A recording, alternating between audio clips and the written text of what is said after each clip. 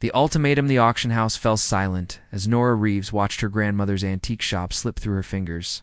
At 28, she'd been running the struggling business for 3 years while trying to launch her career as a restoration artist. Her grandmother's medical bills had piled higher than she could manage. Sold to Helios Industries, announced the auctioneer. Nora clutched her portfolio to her chest, feeling the weight of failure. Her grandmother's century-old shop, the last connection to her family heritage, gone in seconds. Ms. Reeves. She turned to find a woman in a tailored suit holding out a business card. Mr. Cave would like to speak with you. Who? Darius Cave, my employer. The name struck her like a physical blow.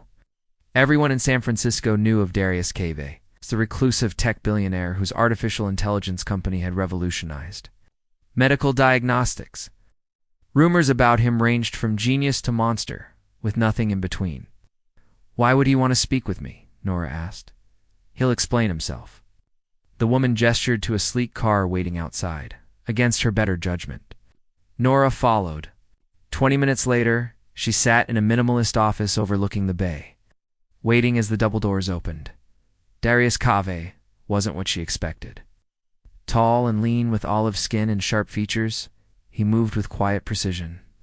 His dark eyes assessed her with unnerving focus. At 35, he'd built an empire while maintaining almost complete privacy. Ms. Reeves, he said, his voice softer than she'd imagined. Thank you for coming. Did I have a choice? Your company just bought my grandmother's shop. He sat across from her. I've been following your work in art restoration. Your techniques are innovative. Nora shifted uncomfortably. You didn't bring me here to discuss my restoration methods. No. He slid a folder across the desk. Your grandmother's medical care costs approximately $20,000 monthly. The shop was mortgaged 3 times over. You're about to lose your apartment. Heat flushed her face. How do you know all this? I make it my business to know things, Ms. Reeves. He leaned forward. I have a proposition that would solve your financial troubles permanently. I'm not selling my grandmother's collection. Not interested in buying it. His gaze never wavered. I'm proposing marriage, Nora laughed, then stopped when his expression remained serious. You can't be serious. Completely serious. A marriage of convenience, initially for 1 year. I'll cover all your grandmother's medical expenses, clear your debts, and provide you with a generous monthly allowance. After the year, you can choose to stay or leave with financial security. Why would you want to marry a stranger? Darius's expression remained unreadable. My reasons are my own. But I assure you, this is a business arrangement, nothing more. You expect me to believe a billionaire needs to buy a wife? Everyone wants something, Ms. Reeves.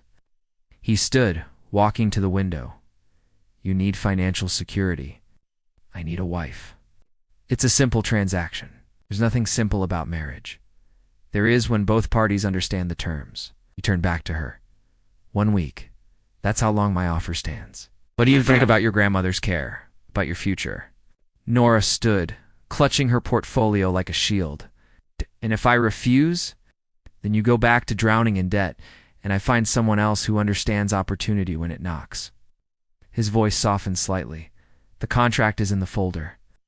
My lawyers. Contact information is included. As she left his office, Nora's mind raced.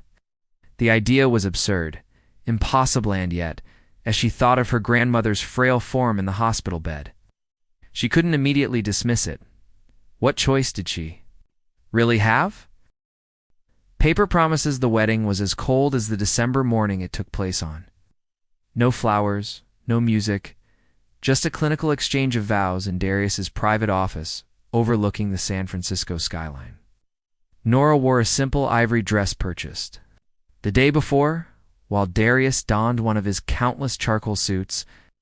The only witnesses were his executive assistant and the family lawyer who had drafted their prenuptial agreement. When the officiant pronounced them husband and wife, merely nodded and signed the marriage certificate. No kiss, not even a handshake. Just the scratch of pen on paper, finalizing their contract. Your grandmother has been moved to the private wing at Mercy Hospital, he informed her as they rode the elevator down. The specialist I mentioned starts tomorrow. Thank you, Nora replied stiffly, the weight of her new wedding band unfamiliar on her finger. She'd spent the past week visiting her grandmother, explaining as gently as possible that she'd met someone a half-truth that felt like broken glass in her mouth. Her grandmother, ever perceptive despite her illness, had squeezed her hand and whispered, "You don't have to do this for me." But she did. The alternative was unthinkable. Darius's penthouse occupied the top 2 floors of a sleek building downtown. When they arrived, he showed her to her rooms, a bedroom, bathroom, small studio he'd had equipped with conservation supplies for her artwork. "Your space," he explained. "I won't enter without permission." Nora set down her single suitcase. And where will you? My rooms are on the opposite side. We share the common areas. He gestured vaguely toward the living room and kitchen. My housekeeper comes Mondays and Thursdays. She's been informed we prefer privacy. Of course, Nora hugged herself, suddenly cold, despite the perfect climate control. What exactly do you expect from me, Mr. Cave? Juracy corrected. And I expect discretion, public appearances when necessary, nothing more. No one will believe we're actually married. His expression remained impassive. People believe what they want to believe, especially about those in the public eye. After he left her to unpack, Nora sat on the edge of the bed, staring at the unfamiliar skyline through floor-to-ceiling windows. This was her life now, a bird in a gilded cage. Married to a stranger who seemed carved from ice. Later that evening, after a silent dinner where they'd occupied opposite ends of the dining table, Darius approached her with an envelope. "For you," he said, placing it on the coffee table between them. Inside was a letter and a small key. Nora unfolded the paper, eyes widening as she read. "Nora, 4 years ago, I was diagnosed with a rare form of brain cancer.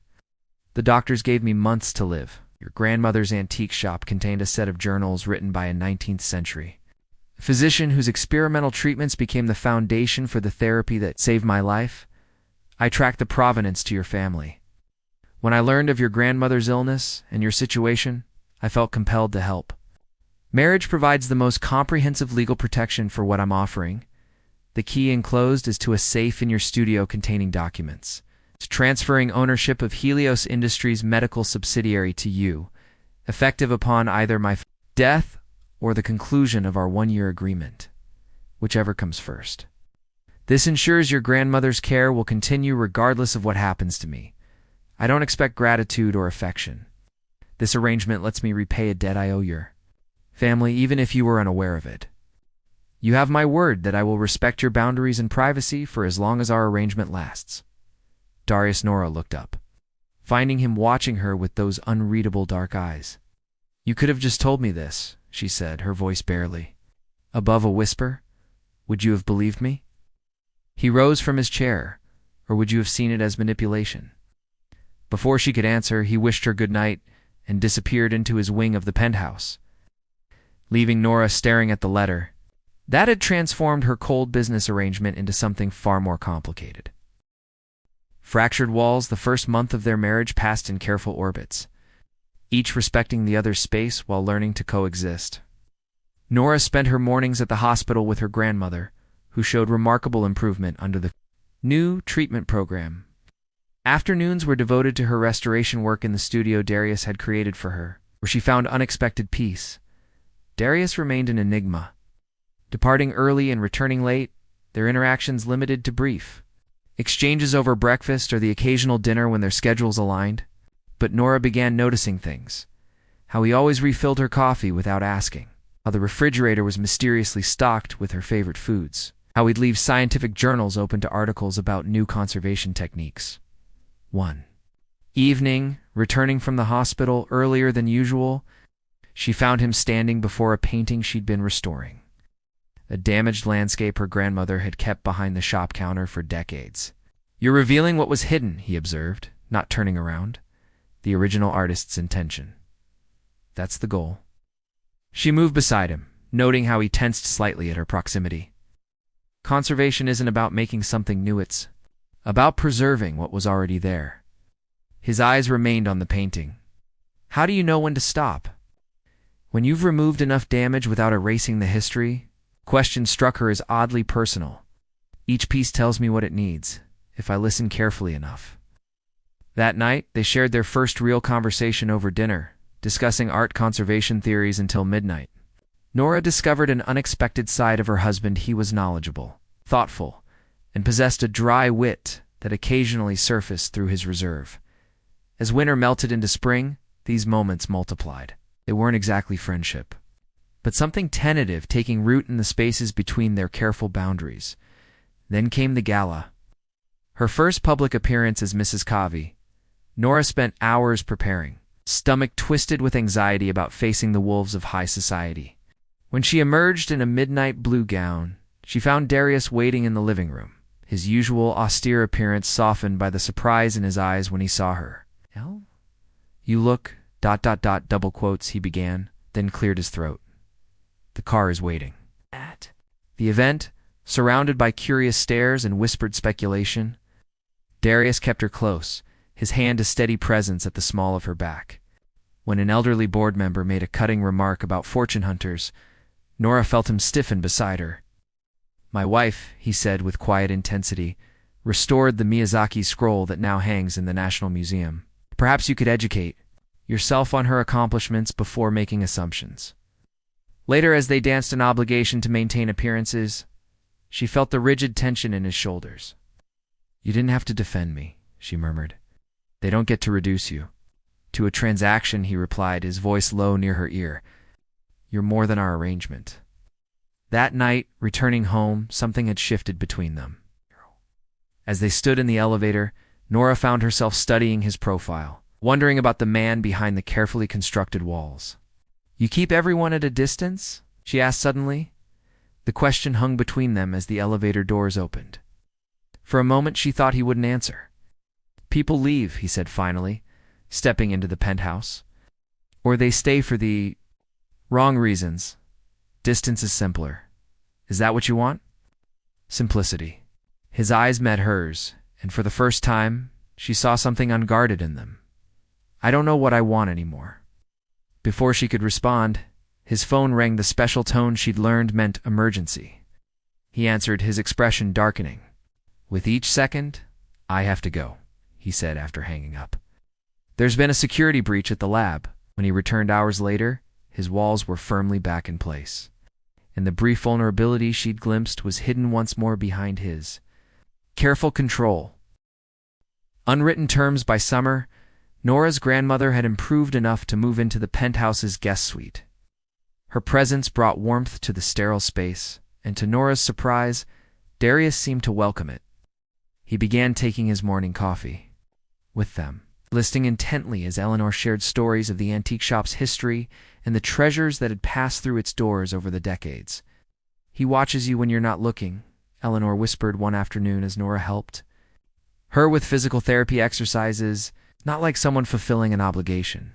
"It's complicated, Gran," Nora replied, avoiding her grandmother's knowing gaze. But it was true. Something was changing. The careful distance Darius maintained had begun to shrink, replaced by lingering conversations and accidental touches that sent unexpected currents through her. She found herself looking forward to their evening ritual, sharing tea on the balcony as the city lights sparkled below them, discussing everything from quantum computing to Renaissance art techniques. One night, he showed her his private laboratory on the penthouse's lower level, where he was developing neural interfaces for paralysis patients. "This is what drove me after my diagnosis," he explained, showing her prototypes with uncharacteristic animation. "The idea that broken connections could be rebuilt. Is that how you see the world?" she asked. In terms of connections and disconnections, his smile was tinged with sadness. "It's easier to understand than people." The fragile piece shattered. When Victor Renard, Darius's main competitor and former research partner, approached Nora after a charity event. "Has he told you why he really married you?" Renard asked, his smile not reaching his eyes. "About the encrypted research hidden in those journals your family owned? Ask your husband about Project Phoenix and what happened to the last person who got close to him." That night, Nora confronted Darius in his study, the accusations burning in her throat. His face went completely blank as she repeated Renard's words. You think I married you to access research? His voice was dangerously quiet. That this has all been an elaborate scheme? I don't know what to think, she cried. You've shared everything except yourself. Who was she, Darius? The last person who got close to you? The silence stretched between them until he finally spoke. My sister. Renard was engaged to my sister when she discovered he was falsifying research data. The night she confronted him, her car went off the Golden Gate Bridge. Police called it an accident. Nora's anger collapsed. I didn't know. No one does. He turned away. Renard has spent years trying to discredit me, to access my research. Now he's using you. I'm not being used, she said firmly. Not by him, not by you. Whatever this is between us, it stopped being just a contract months ago. We both know that. When he finally faced her, the raw emotion in his eyes took her breath away. What do you want from me, Nora? The truth, she whispered. No more walls. No more hiding. He crossed the room slowly, stopping just before her. The truth is, I'm terrified of how much I need you. His confession hung in the air between them, an unwritten term in their carefully constructed agreement. When his hand cautiously rose to touch her cheek, Nora leaned into it, closing her eyes as the last of her resistance crumbled. Their first kiss was hesitant. Then desperate months of suppressed feelings breaking through carefully maintained. Barriers. It was Darius who finally pulled away, resting his forehead against hers. Our year is almost up, he reminded her, voice rough. Soon you'll have to decide if you stay because you want to, not because you have to. And if I already know my answer? She asked. Before he could respond, his security system blared to life. On the monitors, they watched as Renard's security team entered the building's lobby. He's coming for the research, Darius said grimly, and he'll use you to get to it. Beyond contracts, the confrontation with Renard transformed their carefully constructed world overnight. After Darius's security team intercepted Renard's men, evidence emerged, connecting him to not only corporate espionage, but the accident that had claimed Darius's sister 5 years earlier. As the investigation unfolded, reporters camped outside their building, the scandal feeding the public's insatiable appetite for billionaire drama. Through it all, Nora became Darius's anchor. The walls he'd maintained for so long crumbled completely. As he shared the full truth, how his sister had discovered the neural interface's healing potential, how Renard had tried to weaponize it, how Darius had buried the most dangerous aspects of the research in encoded journals he'd tracked to. Eleanor's shop.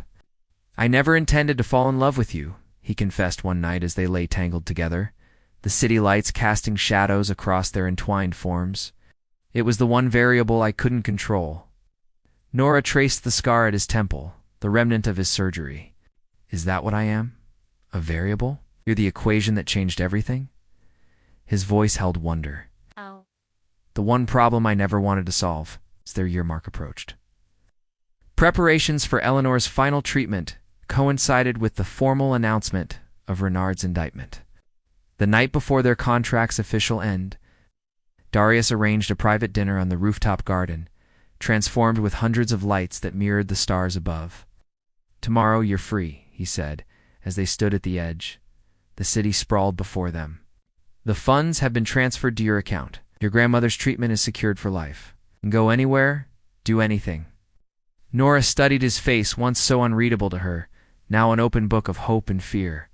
Is that what you want? For me to go? What I want stopped mattering the moment I realized I loved you too much to keep you because of a piece of paper. He took her hands in his. I want you to choose. Without obligation, without contracts. I already have. She moved closer. Choose the brilliant, frustrating man who built walls to protect himself, then showed me how to break through them. I choose us not for a year, but for as long as we have. From her pocket, she withdrew a small object and pressed it into his palm. He opened his hand to find her wedding ring, the simple band he'd placed on her finger almost a year ago. His face fell, but before he could speak, she smiled. Turn it over. Engraved inside were the words, beyond contracts, beyond time. I had it done yesterday, she explained. If you want to put it back on my finger, it won't be because of our agreement. It will be because we're writing a new one. Together. The smile that transformed his face was like sunrise breaking through clouds as he slid the ring back onto her finger.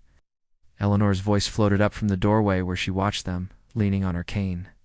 Some arrangements, the elderly woman said with a knowing smile, turn out exactly as they're meant to, even when we don't recognize it at first. Later that night, as Nora lay in Darius's arms, she thought about the strange journey that had brought them together, a desperate agreement that had evolved into something neither could have anticipated.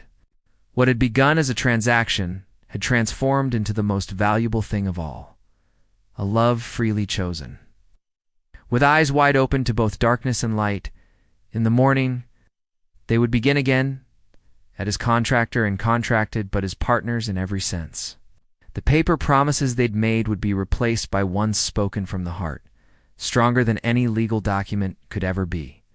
And in her studio, beside the no-restored landscape from her grandmother's shop, Nora had begun a new project, preserving the letter he'd given her on their wedding night, the first crack in the wall between them to remind them both how the most unexpected beginnings could lead to the most beautiful endings.